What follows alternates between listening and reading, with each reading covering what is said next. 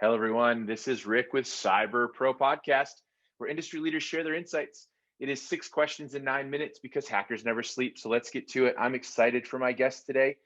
He's a doctor, which is awesome. I'll let him talk about that. Joe, in a few sentences, tell us who you are and what you do. Sure, absolutely, Rick. Well, first of all, I want to thank you for having me on your podcast. It is indeed an honor to be with you this morning. My name's Joe Perez.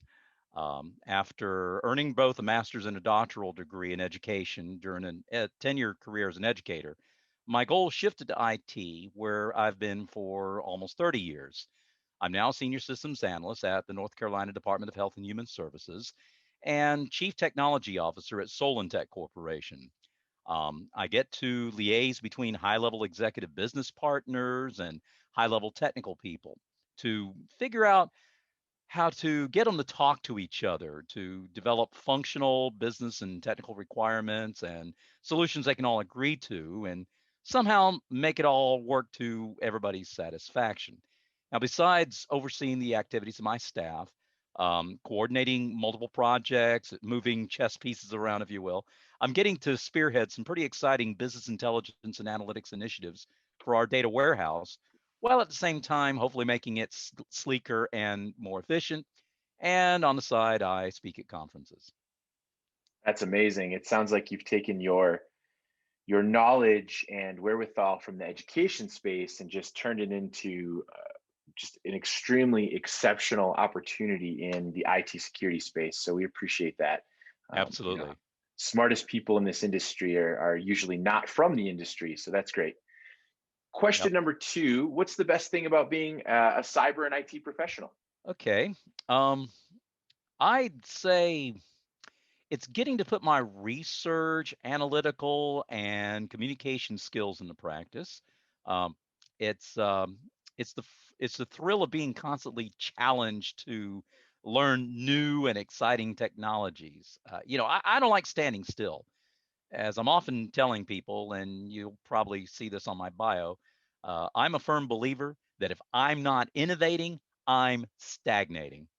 Question number three, I hear from other industry leaders that cybersecurity is a top concern. What Mhm. does that mean to you?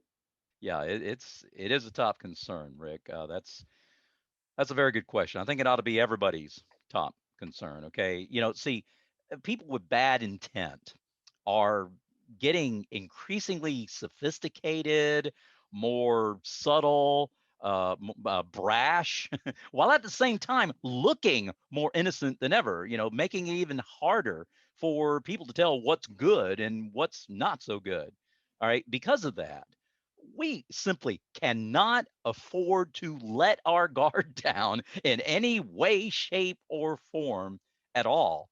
I believe that the danger is bigger, the stakes are higher, the cost is greater, and the consequences are longer lasting than ever before. I agree. And we see that in the news articles every day. So let's take that to question number four. What insight do you want to share with other experts in the field?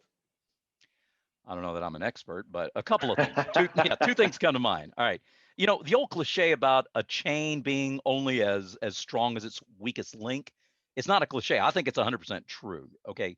See, cybersecurity is not just for the CISO, not just for the CISSP certified professional or the people in identity access management or the cybersecurity architect or the governance risk and compliance specialists or the teams that deal with incident response and forensic analysis. Okay, a bunch of those people are going to come into play after the fact, after the deed is done, right?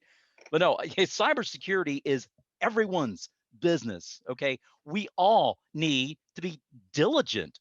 Every single person in that office needs to say to themselves, security depends upon me, right? And own it. All right. Don't just leave it up to all those other people that I mentioned. Exercise due diligence for yourself. Keep your eyes open, get your head in the game, and Keep it there. Do not trust that email from the Prince of Abu Dhabi who's going to share his $10 million with you if you just click this little link to transfer the money into your account. Whatever. Look, all it takes is just one dumb slip up, and you're going to regret it for a very long time. Hey, it's happened to the likes of Facebook and Google and many others. Those two, they were scammed out of over $100 million, I think it was. Just a few years back by this Lithuanian hacker who was selling fake invoices while impersonating a huge Asian-based manufacturer that Facebook and Google were both using that as a vendor or something. Okay, look, don't think it won't happen to you, right? Um, Secondly, pay attention to your data. All right. Your stats, your network health, your information. All right. It may seem maybe a little bit overwhelming when you see all these data points coming. There is a whole bunch of data floating around. But that's just it. If all it does is just float around, and you don't mine it, you don't analyze it, you don't do something with it, you don't try to see what insights you're going to derive from it. Okay, it'll be just as useless as a concrete parachute or a glass hammer. I mean, it's all about actionable insight. We all know what an insight is, right? An insight is a finding that does one of three things. It either contradicts your knowledge, or it confirms or denies your suspicion, or it quantifies the importance of what you want to know. All right. To make that insight actionable, say, that's when it leads you to either act and adapt on the one hand, or to confirm that no action is needed on the other. Okay, so how can you possibly know to do all that or not do all that if you're not paying attention to the data? As Liam Neeson's character said in Batman Begins, all right, remember, always mind your surroundings. Yeah. And when you do, when you do, make sure your data helps you to make a decision, answer a question, or solve a problem. Now, this business of understanding the importance of data driven decision making and leveraging the best practices that get you from concept to reality as you master the right blending of art and science, brains and beauty in your data storytelling, that has been by far the most popular topic that I speak on at conferences, being featured in, I don't know, more than 20 of the 26 that I spoke at in last year alone. I mean, I'm telling you, people need to pay attention to this.